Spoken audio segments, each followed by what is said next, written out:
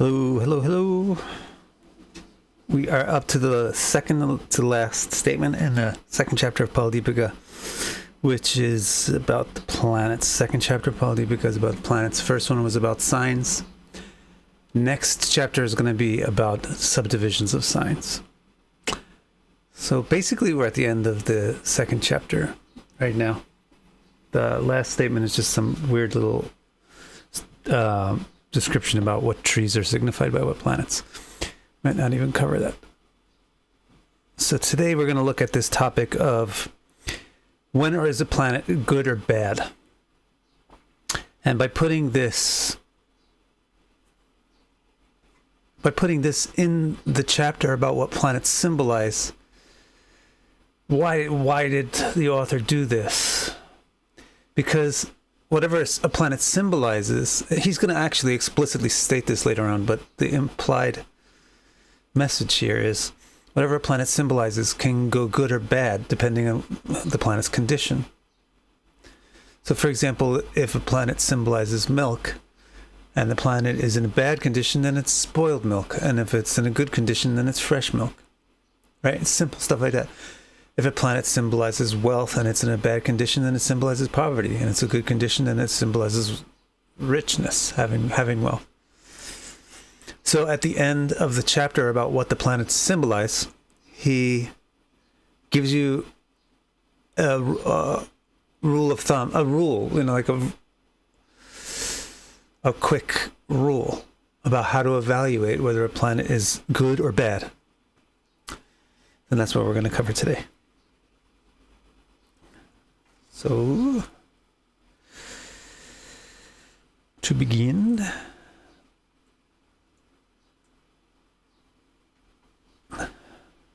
here's the statement. Here's half the statement. We'll break it into two halves. Murdho pinicha ripugo tamashadvayasto dushtasmrto bhavati susta ititara syat. What's that all mean? Let me tell you. So the first word, mudha, is pretty interesting. Generally, most people know this word. Generally, it's used to mean fool, or stupid person, or like a person that's like an animal. But the actual meaning of the word mudha means not shown, hasn't come out. That's like the literal meaning of the word mudha. And the reason why it comes to mean a stupid person is because it means if it applied to a human, it means the human is like an animal. And an animal is the same soul as a human, but the consciousness doesn't come out or show itself as much. There's less sophistication, much less sophistication in the communication and everything really. There's just less sophistication. So animals are called mudha, the beings who haven't really come out of their shell. They haven't fully come out to show their inherent qualities compared to the human. But in this verse, in this statement here, in astrology, something, if it's mudha, it means something that's hidden. Okay, so a planet will be in a bad condition if it's hidden. Mudha. Api means apologetically. So it means sorry, but. So mudha is a very special condition that will definitely make a planet be bad. So we'll talk more about what mudha is later. Let's just check out the rest of the statement. Then there's Nietzsche. Nietzsche, everybody probably knows this word too. Nietzsche means debilitated or fallen. Literally, it means low or humbled. So if a planet is low, fallen, humbled, humiliated, then it's Nietzsche. That would, for example, if Mars is in Cancer, if Moon is in Scorpio, if Mercury is in Pisces, like that. That's Nietzsche. Nietzsche and Ripu. So these two words are about the sign. A planet may be good or bad if it's mudha or hidden, or a planet may be good or bad depending on the sign that it's in. So the dignity may give good or badness to a sign. It can be Nicha or Ripu. Ripu means it's in an enemy's sign. Ripuga, it went to the enemy. It went to the sign of the enemy. So that's a little bit more complicated. We did a stream about how you do that, how you calculate if a planet's in an enemy's sign or not. So it wasn't too long ago, so just look back on my channel page if you want to know more details about how to tell if the dignity of the planet in the sign is either friendly, neutral, or enmity. But the principle here is if the planet has low dignity, then it's not good. If it's hidden, it's not good. If it has low dignity, it's not good. And the two states of low dignity are enemy and fallen. So for example, it will almost always be enemy if it's opposite to its domicile. If it's opposite to the sign that it owns, then it will almost always be enemy. It could be alleviated to neutral. Again, just look up that other stream if you want to find these details. So when are planets good or bad? Well, if they're obscured, it's probably not good. If they're fallen or debilitated, it's not good. If they're in an enemy sign, it's not good. Then the next word is Ashtama Shad Vyayasta. Ashtama means 8, Shad means 6, and Vyaya is the 12th house, the house of diminution. So this is another condition is by house. How planets are good or bad by sign or dignity. Planets are good or bad by house. And if they're in 8, 6, or 12, then it's not good. So now you have 3 conditions. If the planet is obscured, which we don't really know exactly what it means yet, we'll talk about it. Obscured, low dignity, or in a difficult house, 8, 6, or 12. Then he says dushta, smrta. That's when we think, smrti, that this is dushta, not a great position. The planet is not well situated. It's poorly situated. Dushta has a bad situation. If it's mudha, nicha, ripuga, ashtama, shadvyayasta. If it's in the 8th, 6th, or 12th house, if it's in a debilitation or enemy sign, or if it's obscured. And then the final part of the statement is bhavati susta. Susta is opposite of dushta. Susta is good situation.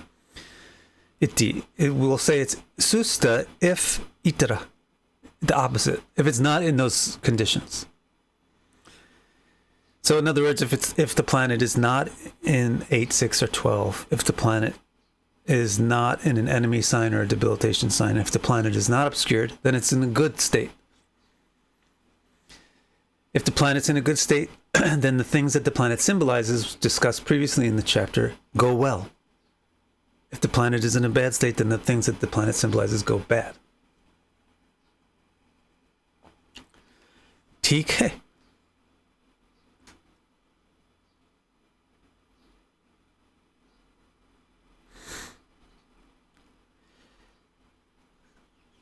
So here's the statement, just all in one line. Planets are well situated unless in houses 8, 6, or 12, in an enemy or debilitation sign, or especially if they are obscured.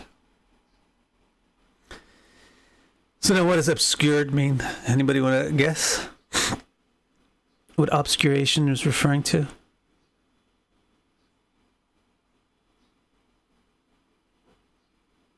Let me see a guess or two.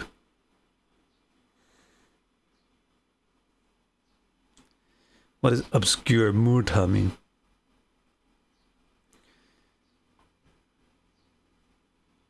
Give me a guess. No, it's not debilitation. Debilitation is Nietzsche. It says already, planets are well situated unless they are in houses 8, 6, or 12, or in an enemy or debilitation sign, or if they are obscured. So obscured doesn't mean debility. Samurai says combust. Ludmila says with Rahu or Ketu. Alf says hard to see. Catherine says between malefics. Liberty says combust. And Mr. Ludipur says something I can't read. With Rahu or Ketu. Maybe it means being with the sun or another strong planet.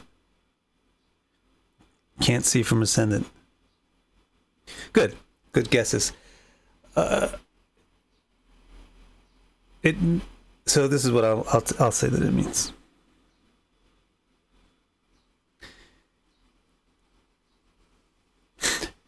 A planet is literally obscured under these three conditions. Basically, Alf really gets it right. The essence of here is when the planet is not seen, when you can't see it. This is what the word muta literally means, when something is not visible or shown. Like an animal is mudha because its intellect is not visible. It's hidden, but it has the same intellect as a human, but it's hidden by the structures of the brain. So it's called mudha. So the planet like that, when the planet is hidden, what are the conditions under which the planet is hidden?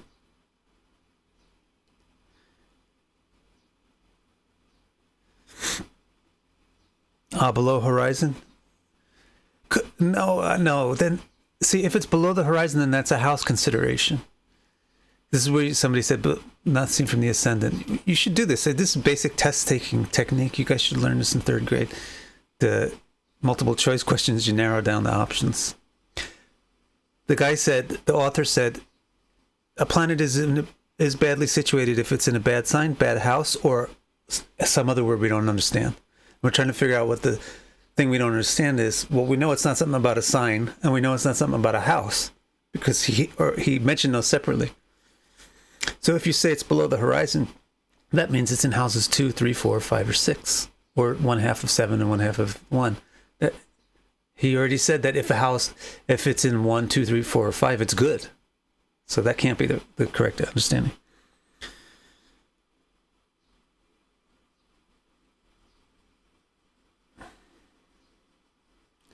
Zena has a complicated question that I'll address in a second, Zena, but let's get this done first. How are planets obscured? Planets are obscured when you can't see them. When can you not see a planet? The most common situation is when they are combust.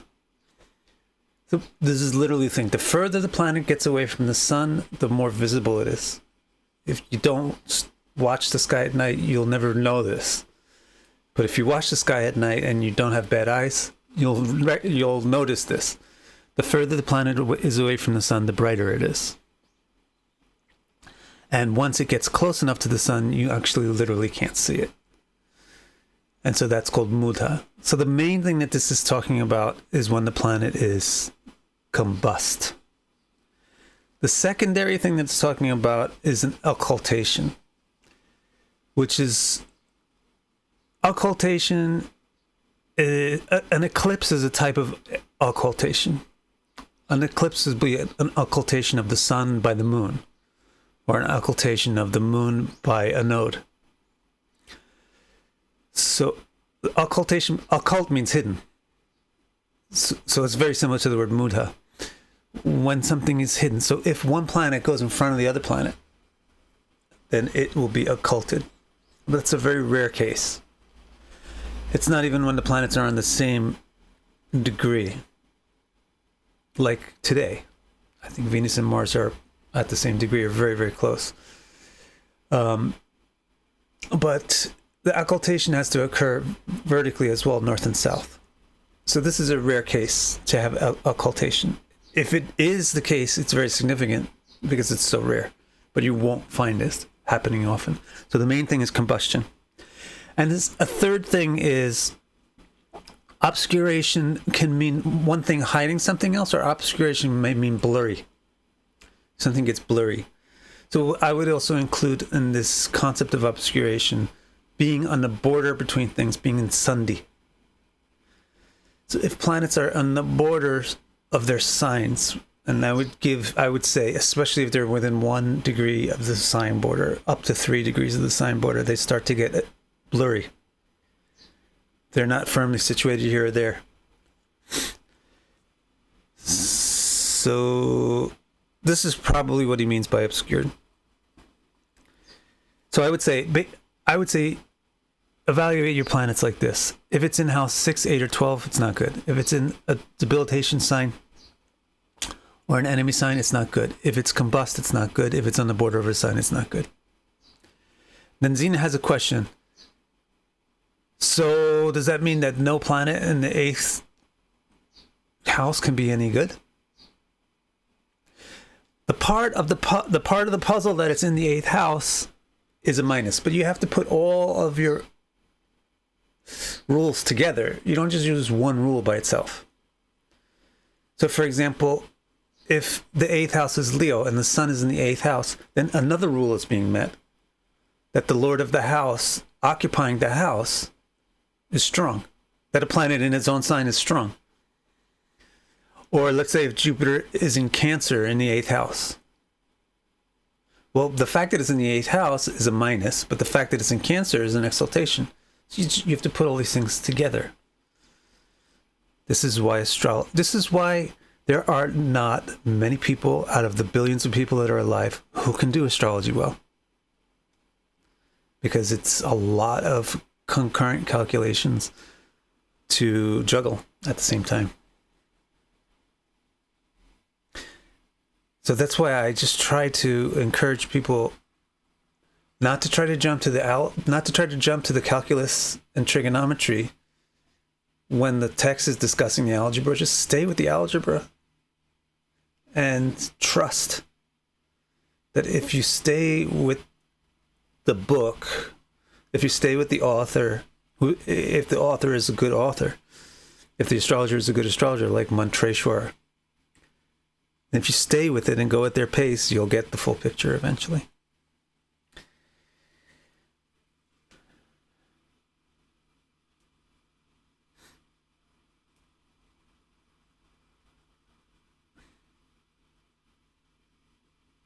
Okay.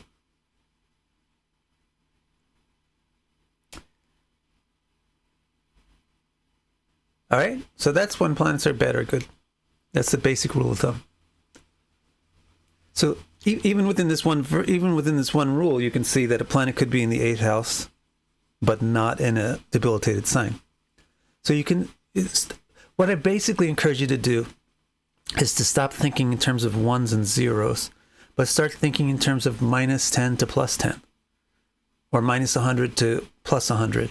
People have such small thinking capacity that they think 0 or 1. Yes or no. But just broaden out that, or just pull out that range and make it bigger so that you go from really bad to really good, and there's a spectrum in between. So for example, even in here, you can go from minus 3 to plus 3 real easy. Let's say if you have somebody said, self-care said, she's a Rush Sandhi moon in the 8th house. So let's say that's an example. Let's say it's between the borders of Scorpio and Sagittarius. So it's in the worst Sandhi. It's going between water and fire. It's Gandanta Sandhi. It's in the 8th house, and it's debilitated. So that gets minus 3, right? It checked all these rules. But what if the moon is Rush Sandhi in the 8th house in Taurus? So then it only gets minus 2. In fact, it might be minus 1 because there's probably another rule somewhere else about exaltation as a plus. But just following this, it's only minus 2. What if it's not Rosh Sandhi, but it's in the 8th house and it's in something like Cancer? Then it's just minus 1. What if it's in the 9th house, but it's in Scorpio Sandhi? Then it's minus 2. Or actually, this rule is saying it's pluses, right? Itara is susta, so the opposite conditions give plus. So you have to so we should be able to get up to plus 3, right? So if it's in the 9th house, then it's a plus 1. If it's in Scorpio, then it's a minus 1, so it's back to 0. And if it's Sandhi, then it's another minus 1, so it's minus 1. If it's in Taurus in the 8th house Sandhi, then it's minus 1 Sandhi, minus 1 8th house, plus 1 Taurus. So it would be minus 1 total. So start to think like that, where it's not just, is this bad or is it good? But how bad or how good is it?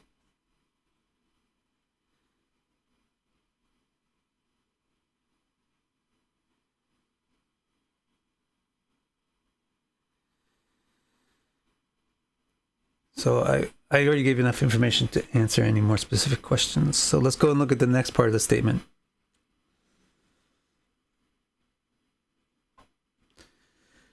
The next part of the statement is a little bit confusing, especially in the available translation. So let's look carefully at the words. It says, Chandre Vyaya Tanushat Sutta Kama Sangste Toya Bivritam Iha Shamsati Vrittikarye. So here's what the words mean. The first word is Chandra, but it's Chandre, which means in the moon, or located in the moon. So it's a little weird. Of course, this book is old and there's a lot of miscopies. It could be something else, but it's probably not, because some stay is also some stay and Karye is Karye. So this is probably the correct grammar. So in the moon, then he's got this list of Vyaya Aya Tanu Shat Sutta Kama. Some stay if it's in these houses. Vyaya 12, Aya 11, Tanu is the body, it's 1. Shat means 6, literally. Sutta means kids, it's the 5th house, and Kama means sex or lust, that's the 7th house. Believe it or not, that's the name for the 7th house. So Vyaya Aya Tanu Shat Sutta Kama Sangste means in the 12th, 11th, 1st, 6th, 5th, or 7th house. Now it's hard to translate. I'll show you what's hard to translate about this. Toya Abhivritam. Toya is water or rain. Abhivritam means to increase a lot, to really strongly increase. And then Iha means this, and Shamsati is a prediction. And then Vritti Karya means, like Karaka, Karya, the instrument of Vritti, increase. So what does this mean? This is what it means. In predicting rainfall, if you're predicting rainfall, then the moon in houses 12, 11, 1, 6, 5, or 7 signifies increase. Now, what does it mean? Why is this packed onto this statement? Is it unrelated to the previous statement? It's not unrelated to the previous statement, though it's tempting to think that it may be. So as far as I was thinking, there's 3 possible, we'll narrow this down. There's 3 possible meanings to this statement. First of all, the author might be saying, whatever I said about the houses just before is different for the moon. In the case of the moon, then it's different. Another meaning is, instead of houses from the ascendant, it's houses from the moon. And another possibility is that he's talking about something else rather than good or bad, but the intensity of the goodness or badness. So he's talking about being prominent or not. Because he's talking here about vriddhi, which is really strength or abundance or effect. So with this statement, there's 3 possibilities. Maybe the moon has different rules apply to the moon. That's the first possibility. Maybe there's different rules that apply from the moon.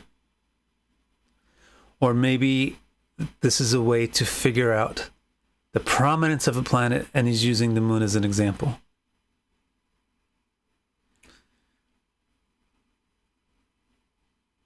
Okay, so to narrow this down, it's probably not the first one. It's probably not that the moon is different, because he would have said Chandra, not Chandre.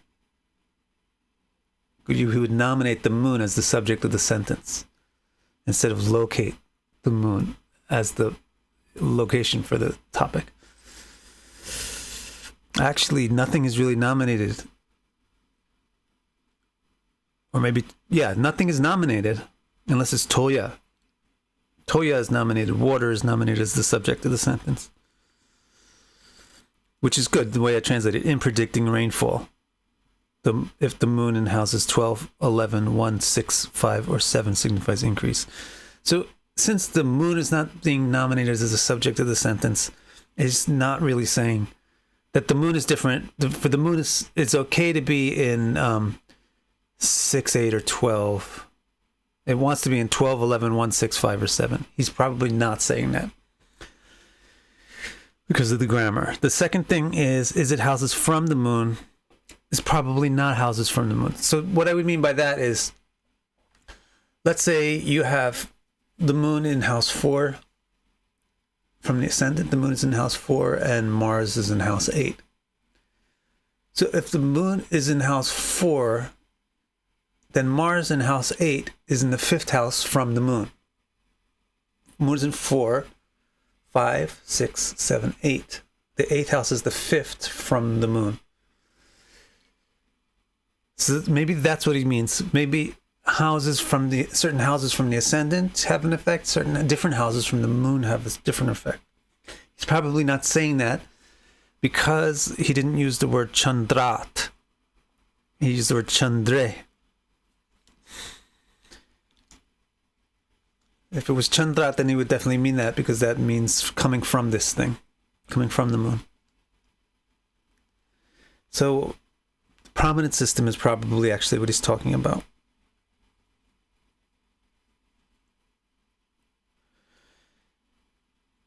So what he's doing here is he's saying, look, we have a rule now about whether a planet is good or bad.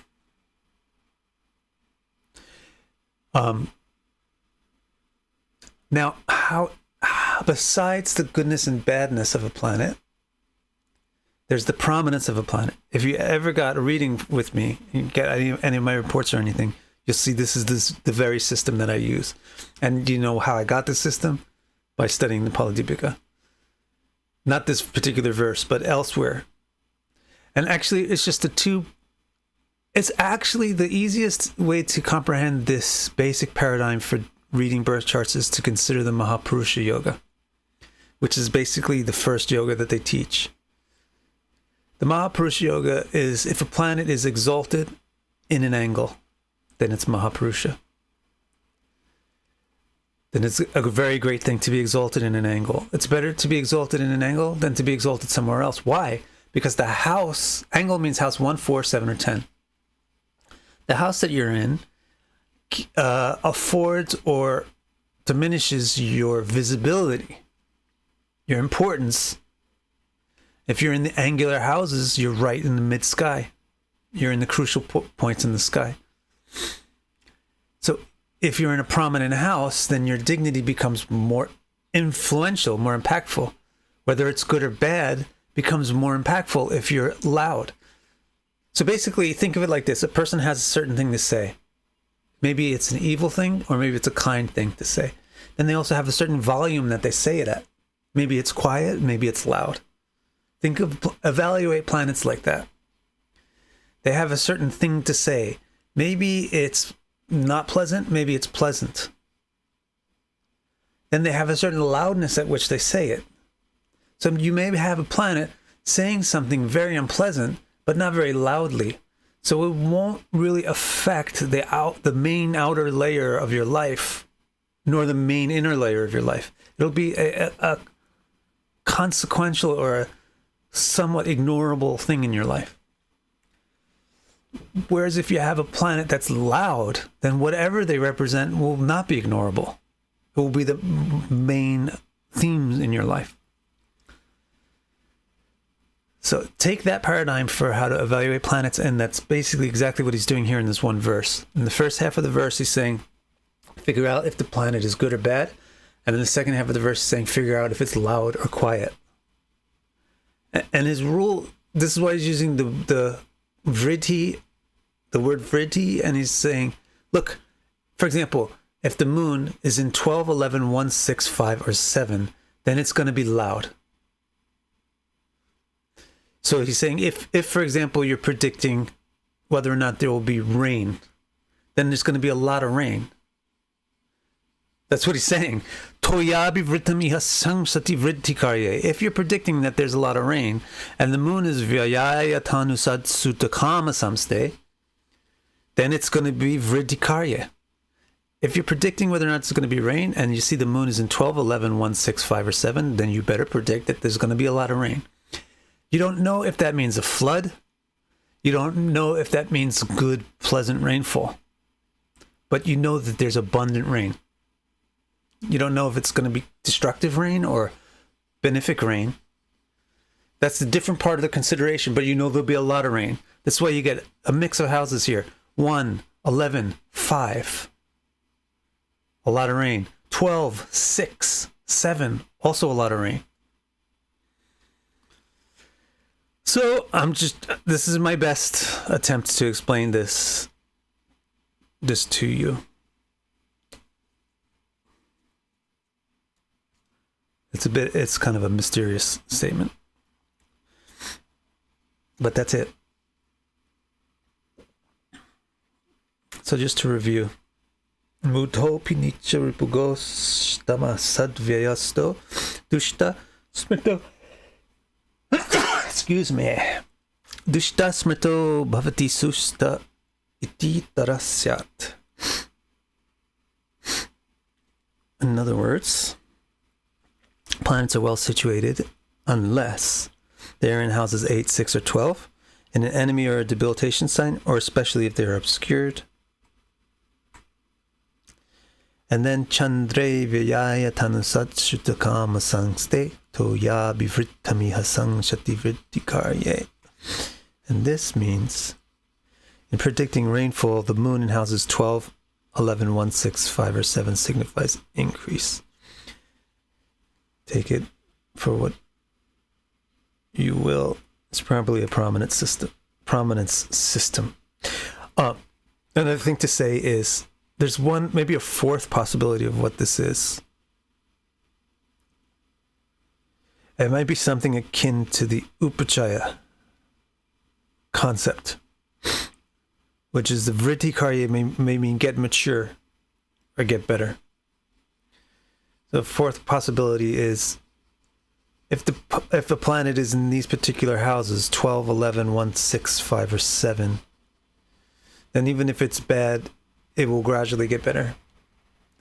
That's one thing. But that's kind of contrary to the common system. The common system is that this occurs for 3, 6, 10, and 11, not for these houses that are mentioned. So it would be odd that it would mean that. But then again, this is also odd. For a prominent system is usually Kendra or Kona.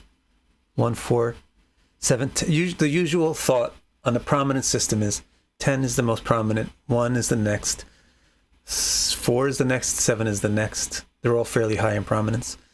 And then 9 and 5 are following after that. And then the other houses are not prominent. And then 3, what is it? I think it's 3, 8, 3, 6, 8, and 12 are lina, which means the opposite of prominent. They detract from the prominence. The remaining houses are just neutral. That's the usual paradigm for the prominent system. So this doesn't really match that either. Then another thought I had is maybe this is an example of the rule that he just gave. But it doesn't seem to be an example of the rule that he just gave because it doesn't follow the rule. The rule was about houses 8, 6, and 12 and whether or not it was obscured and whether or not it was in good dignity. So it seems to be something else altogether. But there's that. That's what I got for you this week. Any questions?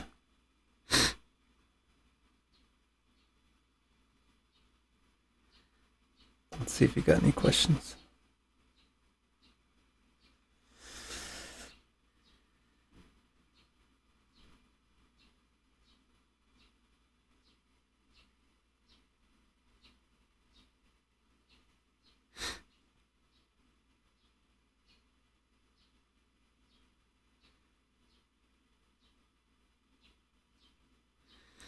All right, where should I start? It seems like people are just talking to themselves, to each other.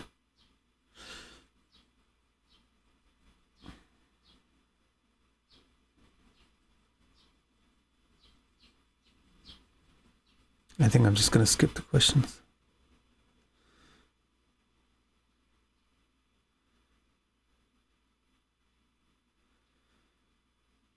Seventh is the house for marriage, so why would you be surprised that it has to do with sex, or that it's called karma? 7, 3, and 11 are air locations, and there's a comma. Vav. Air is comma.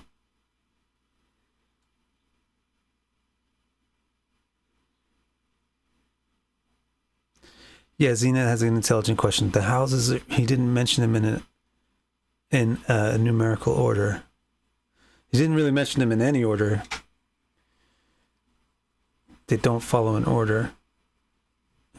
It's kind of, he just puts it in the order in which the wording works, that you'll remember it.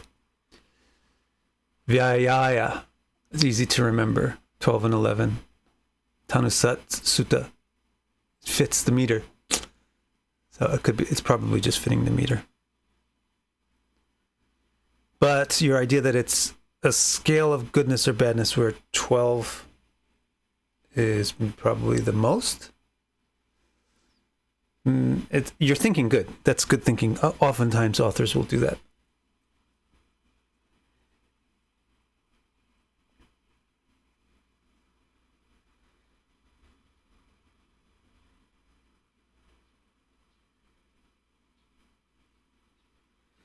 Does vritti mean noise? No, vritti means function. Maybe somebody told you that your mind is noisy, so it has a lot of vritti, because yoga focuses on chitta vritti nirod, or nirud, which somebody can loosely translate it means quieting your mind, but vritti doesn't mean noise. Vritti means function. Your behavior, what you do is your vritti. Vriddhi is not vritti. It's with a D sound, not a T sound. Vriddhi means you've grown.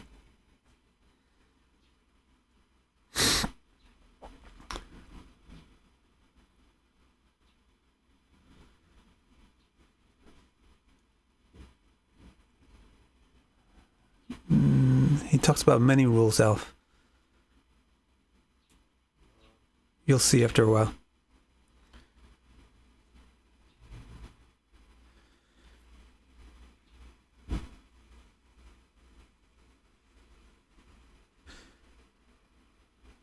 I mean, July 27th, 1970, Bayshore, New York. 7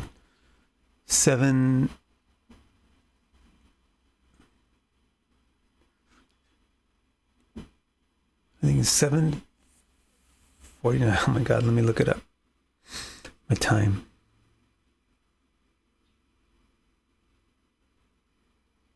$7:38 p.m. Answer all your questions. Anything else?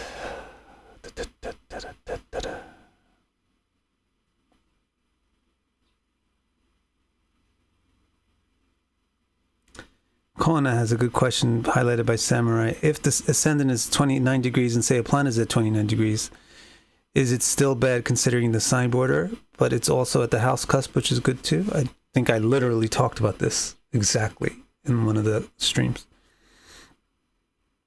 So did you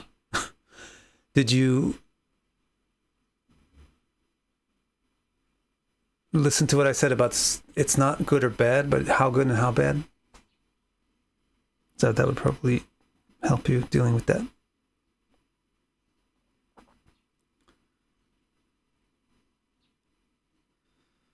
Counterclockwise from the midhaven. Interesting. 11, 12, 7. Blaze the Stargazer, that's brilliant.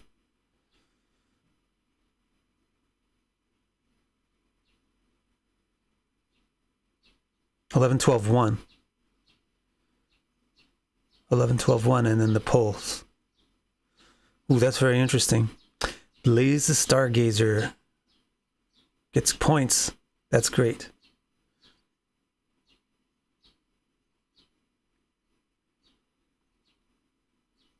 Planets that are below the horizon are below the horizon. So then they function internally more than externally. But that's implicit in what the houses represent. You don't have to separately think about that. But the one thing that you can do is just count how many planets are below the horizon versus how many are above.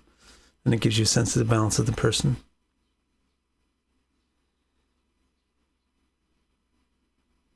Thank you, Mary.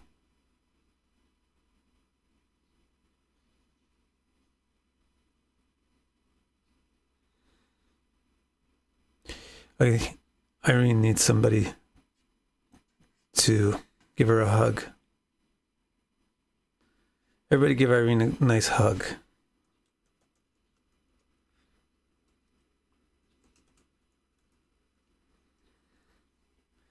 All right, guys, I will end the stream now. So I'll see you in 2 days for the Bhagavatam.